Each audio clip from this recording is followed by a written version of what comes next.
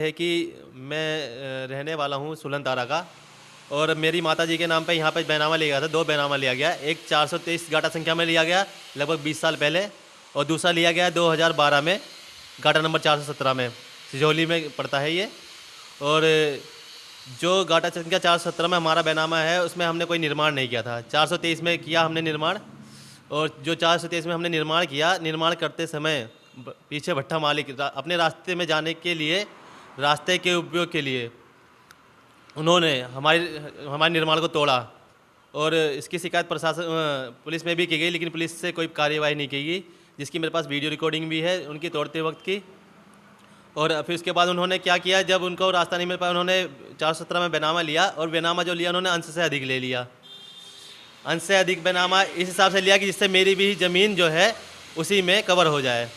अब वो उसी पेपर को दिखा के जो है मेरी ज़मीन पे प्लस जो उन्होंने ज़मीन ली उस पर सब पे कब्जा कर लिया उन्होंने, प्रशासन के साथ मिलके फर्जी रिपोर्ट लगा के। और जो लेखपाल साहब के साथ मिलके, लेखपाल साहब इसमें लेखपाल साहब या और कुछ 1-2 लोग राजस्व टीम के और भी मिले हुए उनके साथ में। अच्छा, पहले आपने बताया कि जो पहले लेखपाल थे मुरलीधर थे, और के बाद भी एक लेखपाल थे, उन्होंने रिपोर्ट में तो सही रिपोर्ट लगाई है कि आपकी ज़मीन कब्जा की गई है। जैसे कि मुरलीधर लेखपाल थे, पहले उन्होंने एक रिपोर्ट लगाई जो मैं पढ़ के बता देता हूँ।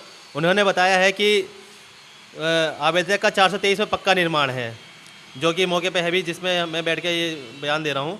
और गाटा संख्या 417 में जो विपक्षी संतराम वर्मा सह खातेदार है, जिसने कि अपने अंश से अधिक बैनामा ले लिया है। और जो मौके पे जो संतराम वर्मा की ज़मीन है, वो ज़मीन मोहब्बतुल निसा के द्वारा अंश से अधिक क्षेत्र पर बाउंड्री वॉल बनवा लिया गया है।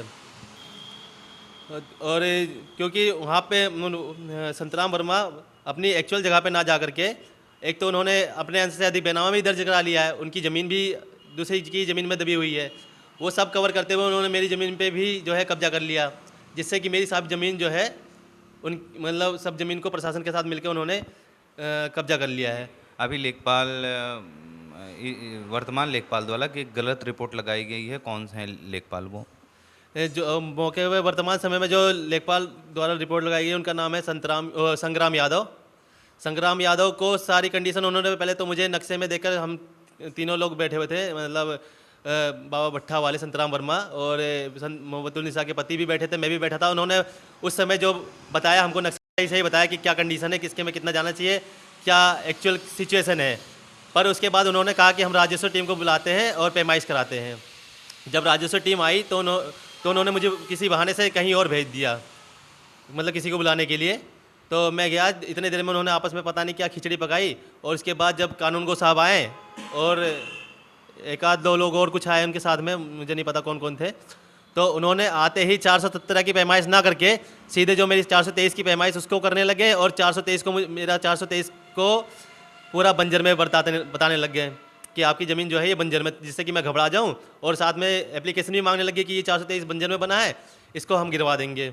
बंजर की ज़मीन तो क्या, उसमें बंजर की ज़मीन के डीएम साहब ने भी यही सवाल पूछा था लेखपाल से कि बंजर की ज़मीन जो बता रहे हैं, तो बंजर की ज़मीन कहाँ है, क्या है वो? हाँ जी सर, मैं डीएम साहब के सामने पेश हुआ, तो डीएम साहब द्वारा लेखपाल को बुलाया गया, उनसे पूछा गया कि क्या मामला है इनका। तो उन्होंने बताया सर इनका 423 बंजर में बना हुआ है। तो डीएम साहब ने पूछा 423 में बंजर बना है, कितना बना है, इसका जवाब लेखपाल साहब नहीं दे पाए। फिर उन्होंने सिर्फ इतना कहा कि लेखपाल साहब, डीएम साहब इसमें ये इनका 423 बंजर में बना है। तो क्योंकि अब डीएम साहब मतलब अच्छे आदमी है, तो उन्होंने उनसे पूछा कि इसमें 423 का लिखा हुआ है, 423 का बंजर हो ही नहीं सकता है, 423 बंजर हो सकता है, 423 का बंजर नहीं हो सकता है। तो आप कैसे कह रहे हैं कि 423 का बंजर में बना हुआ है? डीएम साहब के आदेश के बाद कोई कार्रवाई हुई अब तक? जी सर, डीएम साहब ने जैसे ही सारा प्रकरण मेरा देखा, उन्होंने कहा ये मामला स्टे का है, और सख्त हिदायत देते हुए तहसीलदार साहब को कहा भी कि तहसीलदार साहब ये मामला स्टे का मामला है, जब तक फैसला ना आ जाए इस पर स्टे दिया जाए। और उन्होंने ये भी कहा कि मैं इस पर स्टे नहीं दे सकता, नहीं तो मैं इस पर तुरंत स्टे दे देता, क्योंकि ये पावर मेरे पास नहीं है, ये काम एसडीएम साहब का है, तो इस पर स्टे दिलवाइए।